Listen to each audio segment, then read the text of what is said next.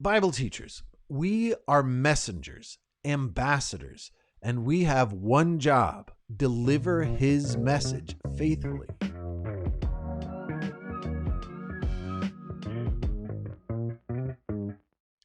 Welcome to Teach Through the Word. This is the Bible Teachers Podcast. Kris Langham with you again, and Jonathan and Peyton are out as we are in our basic training series, so it is just me and you. Today, we finish the week and finish out our basic training for Bible teachers series number 2. This has been the calling of the teacher. One last reminder that basic training is a standalone class. We have plans to produce that separately, but right here you get a sneak peek at it here on the podcast. And now as we finish out the week, it is our day for Preacher's Toolbox. So today in our toolbox, Bible storytelling. So let's get to it. Get to the intro first. This is the Bible Teachers Podcast. We are here to equip you, Bible teacher, to do what you do better, and together with you to elevate the craft of Bible teaching. Get equipped, get trained, and while you're at it, get a behind-the-scenes look here at Through the Word. All right, now as I get started, for those of you who are watching on video, I have one small note. Yes, I am reading this off a screen, but because I do better with a script when I'm going solo on the mic, so please forgive me for looking like I'm reading. For those of you on audio, you may remain blissfully unaware and pretend that I can come up with all of this right off the top of my head. Okay, so let's get to it.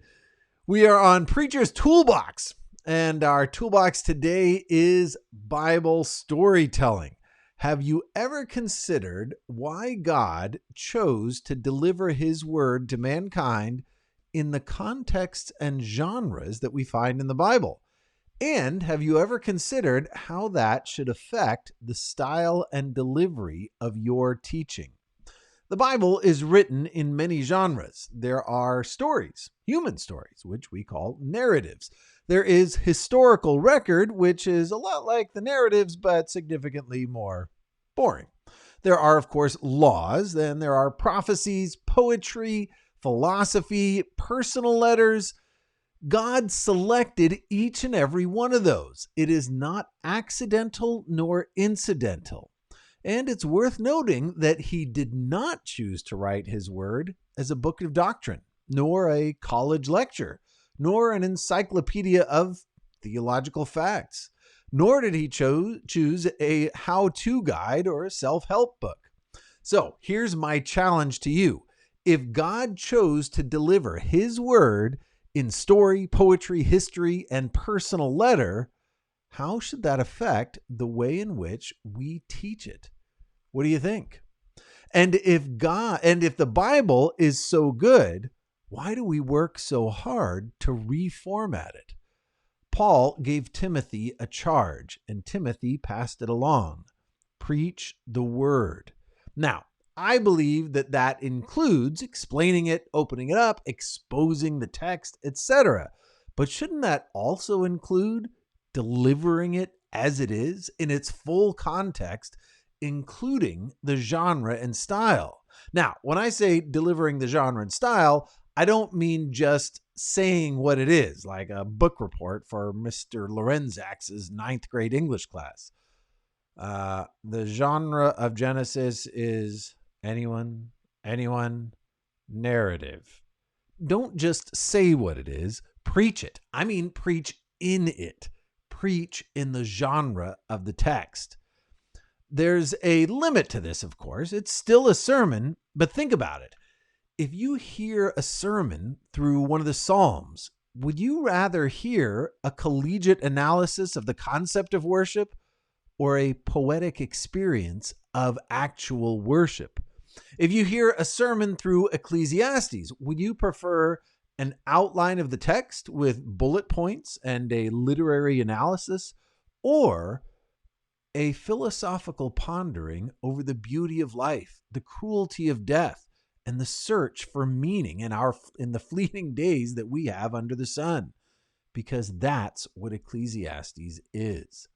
Or think about it this way. Which do you get more out of? Reading critical reviews of a book or reading the book itself? Duh, no brainer, the book. So why do we forget that with the Bible? Why do we all stand in the pulpit and deliver book reports and commentaries?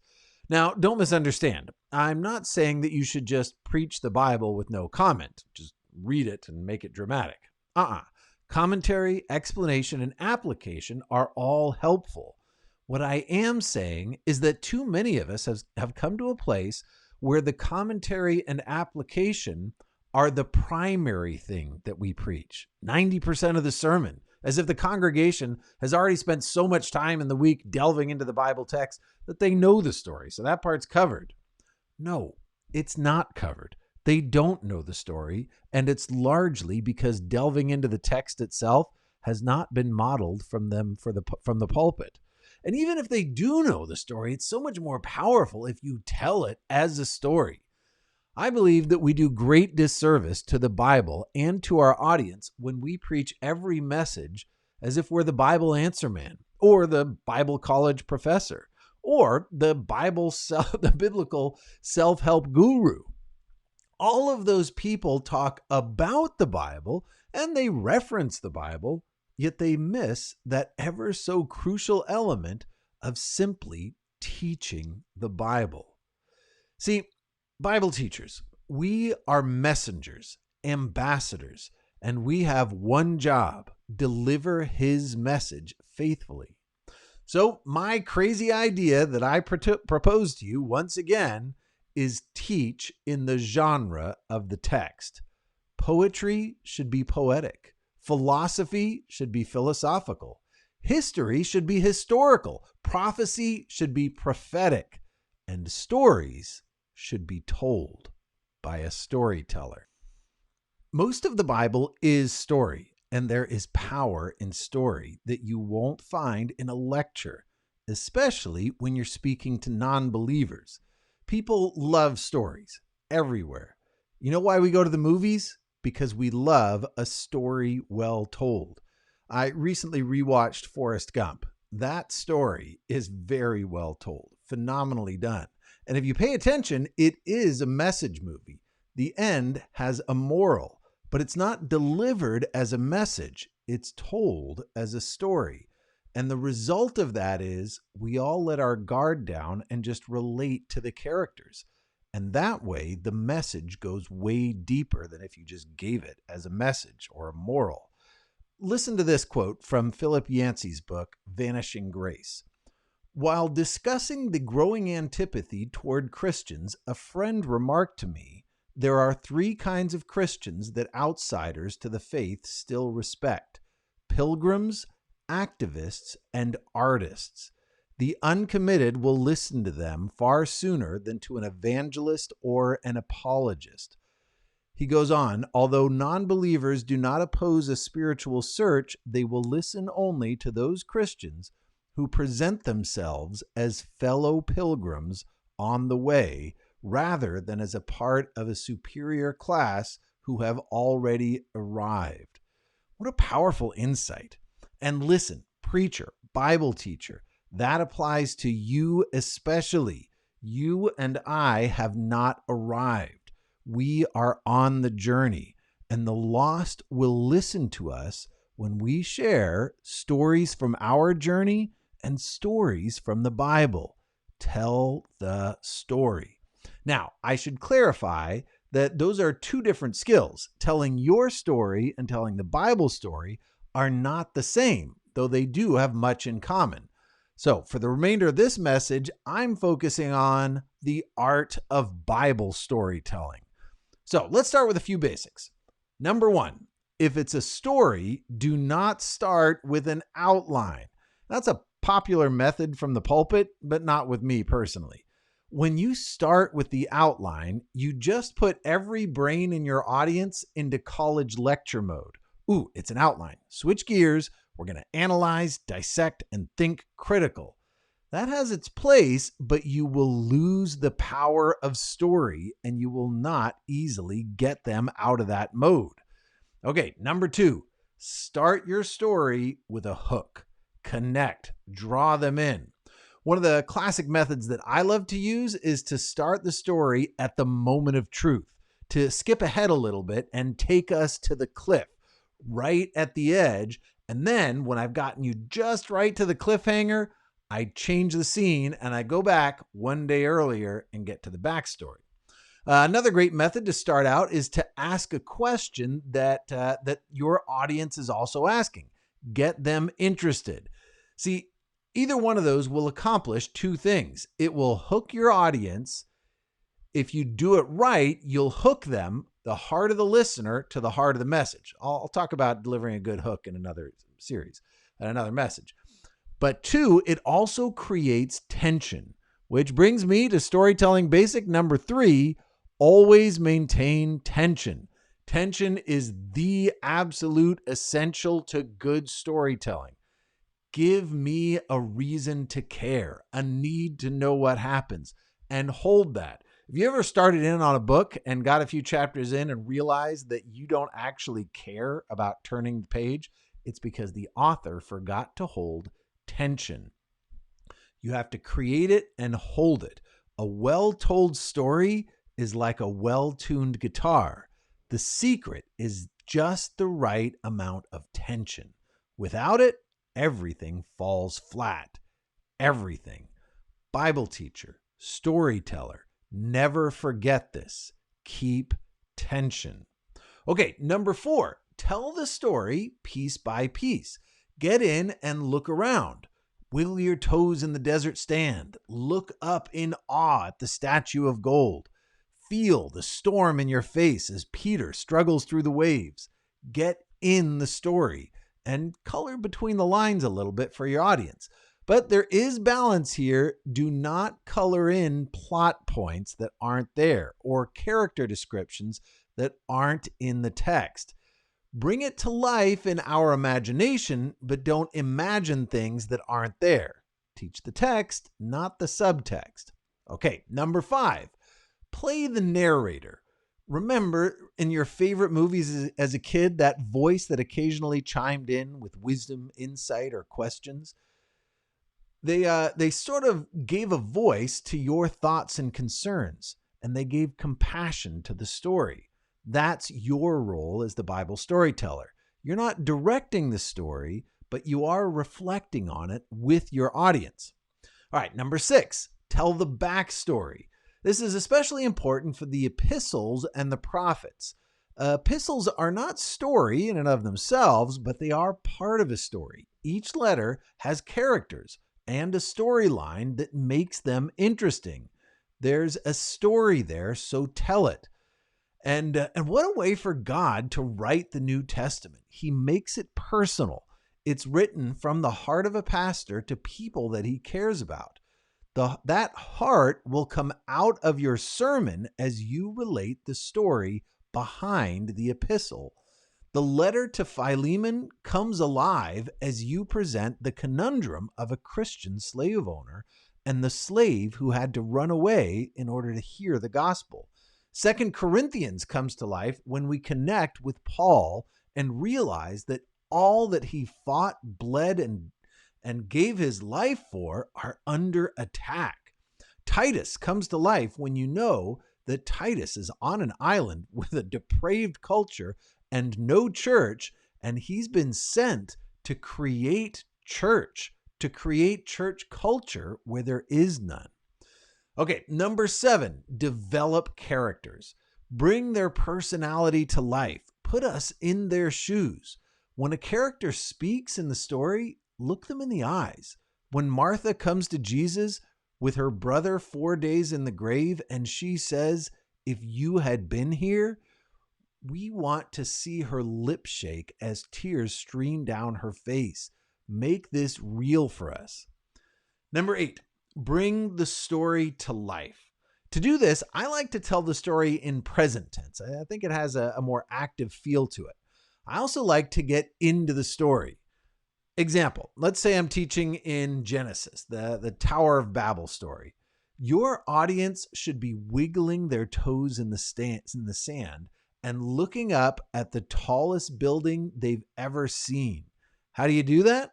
Ask a question like this. Ever stood by a skyscraper and looked straight up? I did. I nearly fell over. Now, what did I just do with that simple question, that simple picture? I connected you with a feeling that you already know.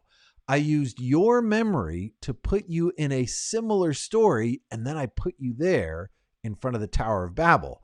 And I made the experience of hearing the story a visceral one. But that's just the setting. In the Tower of Babel story, just being there in front of the tower isn't the main point of the story. What is the main point?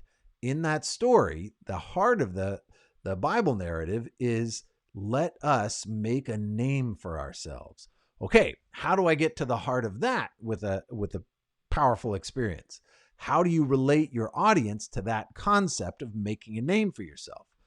So as I'm thinking through how to teach this, I pause and think about how that concept feels, making a name for myself. Do you know that funny feeling when you imagine yourself, just for a moment, famous? The cheer of the crowd, the applause of the audience, the moment of glory. Your name is great. Now, I just brought you in. Don't do that with every element of the story. That would be overkill. But do use that technique for the main point. Relate the heart of the story to human experience, to a moment, a feeling that we're all familiar with. Again, make it visceral, and they will remember it for a long time. Okay, number 9, color in a few select details. Not all of them, but just enough to bring it to life. Take us there with things that connect to a moment, either in your story or in the Bible story. The best movie directors know how to do this because they understand that memories are held by association. We remember the feel of the wind with the window down in the car.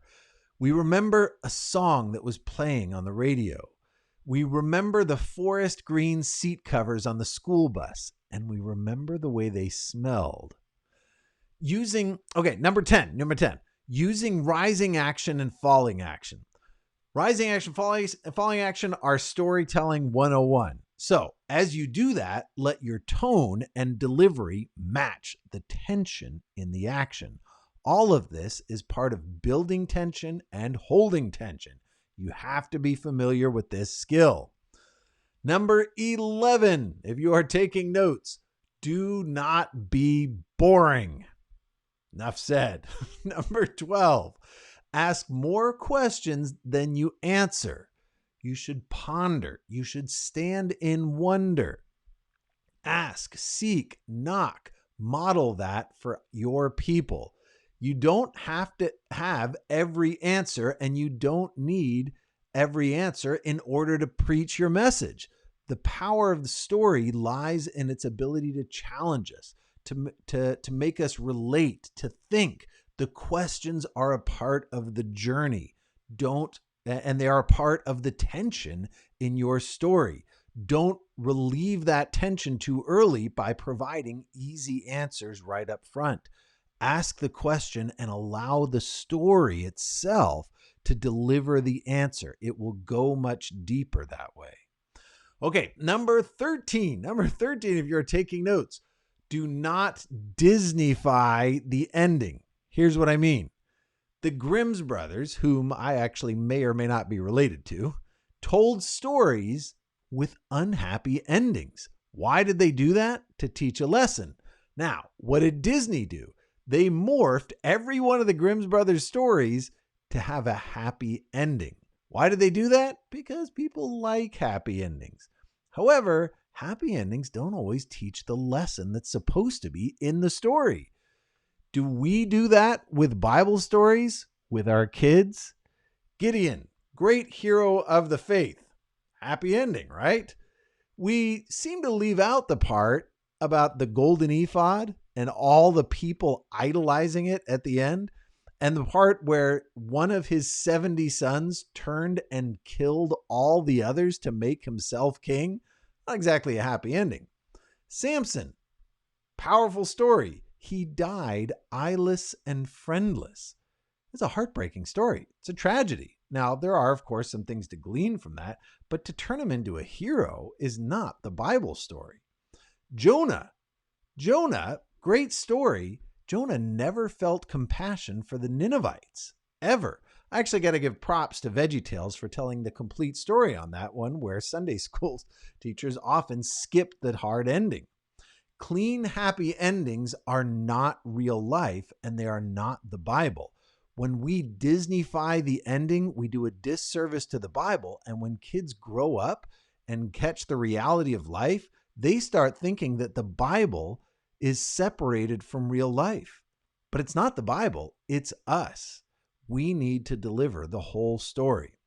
And last storytelling tip, close well. That means finish the story, relieve the tension, yet leave some questions to ponder, which I will try to do right now.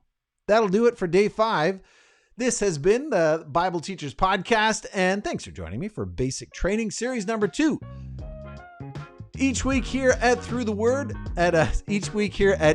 Word, we bring you one Bible book or one basic training or one teacher interview as we equip you, Bible teacher, to do what you do better and together with you to elevate the craft of Bible teaching. We'll see you next time.